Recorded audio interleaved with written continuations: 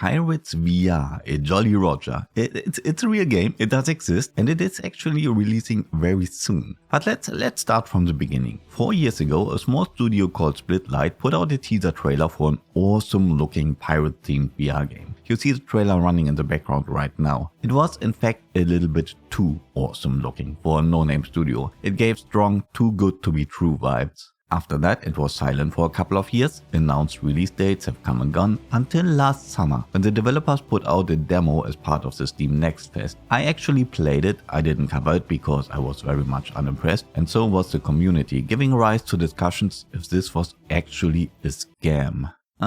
Look, I got the opportunity to play the game early, so I played through the entire thing. It's very short, it's like 2 hours give or take. Is it a scam though? I'm sure you remember the day before, right? That was kind of a similar situation, a game that was heavily overpromised and underdelivered, and that for the most part was considered a scam. I don't think it's as bad here. I don't think the game will be pulled from the stores because it's an actually working and complete video game. But it is at the very least the case of false advertising. The majority of the stuff they have teased in the early trailer is not in the game. It's just not there, and it's all the cool stuff that's missing. It seems like they had this awesome vision for a video game, for which they created a CG trailer before actually starting on the game itself, and over the years they had to realize that they won't be able to fulfill their vision, not even close. That at least would be the most generous interpretation of what is going on here that I can think of. I mean, at least they don't have the original trailer linked on the Steam page anymore, but they do still have it up on their official YouTube. I strongly advise the developers to take that down. They should have taken that shit down years ago. People will go and Google the game and they will find that original trailer and they will believe they are going to buy something completely different than what they are getting. It's hard to dismiss the accusation of ill intent while the trailer is still up. But all these things aside, let's have a look at the actual game. Let me show you what you can expect. Let me show you what you will get if you do decide to make a purchase.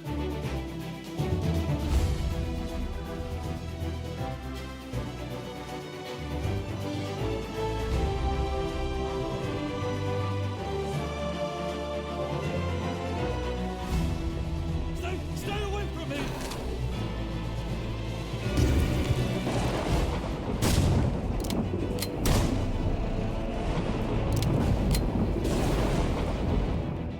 You play as a pirate. Surprise, surprise. Shipwrecked on some beach, you are heading inland to apparently find Davy Jones' treasure. That's the story. That is the extent of the story. There's a bit of voice acting, the player character sometimes makes a useless remark, and you have this ultra annoying parrot that comments everything you do. This is very much an adventure game. It has a bit of climbing, a bit of secret searching, a bit of light puzzle solving, and a bit of very basic combat. The game is pirate themed, a bit. Look, there's a pirate ship over there and the name Davy Jones gets dropped, but you won't be doing any piratey things. There's no sailing, no swashbuckling, no rum drinking. It's actually more of a tomb raiding or Indiana Jones type of situation with a thin pirate themed coat of paint on top of it. So, structure. There are 5 chapters. The first chapter, that's the one we have previously seen in the demo, is very different from the rest of the game. The first chapter is kind of openish. There's a lot of treasure hidden away. You can explore quite a bit to find hidden areas. If you find enough treasure, you can even unlock a little time trial. It's just climb up a short wall section, a very short wall section. There's an achievement for doing it under 7 seconds. My best time was 6.99 seconds. Nailed it. So I got a basic idea of what they were playing around with here. A lot of exploration and secret searching. If you find enough treasure, you get to unlock the time trial and then move on to the next chapter. Or so I thought. But alas, the rest of the game is completely different. The rest of the game is much more linear, purely focused on progressing through the levels. You'll need to collect some items, solve some puzzles, fight some skeletons. You can still collect treasure, but it seems and is completely pointless. You can't do anything with it. Well, there's one more trial you can unlock, but that's also completely pointless. The game definitely lacks a unified vision. This whole treasure mechanic that seemed so important in the first chapter just gets thrown by the wayside in the rest of the game. You don't even get a score of how much treasure you collected or something like that at the end of the game. It's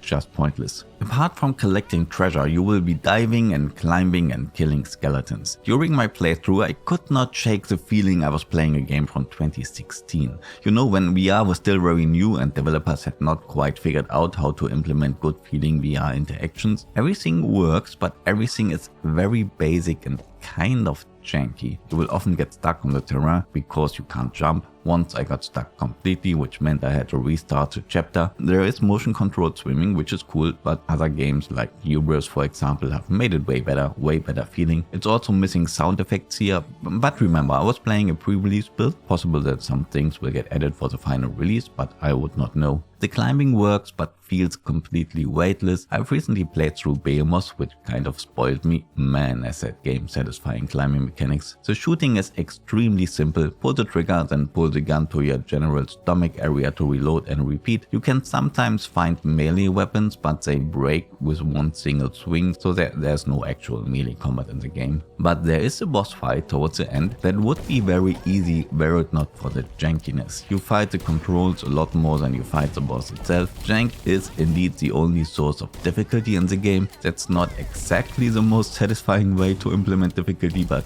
yeah, here we are. So far I have criticized the game a lot here, but that doesn't really paint the right picture. Yeah, sure, the game did annoy me quite a bit, but despite all that, I actually enjoyed a good chunk of it. First of all, the game works. I mean, that should be a given, but is unfortunately not these days, so I feel like I have to point it out. I would not call the game polished, because I just told you how janky it all is, but it is pretty much bug-free. I had some minor things like some achievements not yet working, but I mean it's not even out yet, so that's fine as long as they get it fixed for the release. But the game is more than just working. I enjoyed the treasure seeking of the first chapter. I enjoyed some of the puzzles. They are all very simple, but solving simple puzzles makes me feel smart, so I enjoy simple puzzles. I enjoyed most of the visuals and the design of the areas, especially the cave level was pretty neat and satisfying to solve. I enjoyed finally shooting that damn parrot.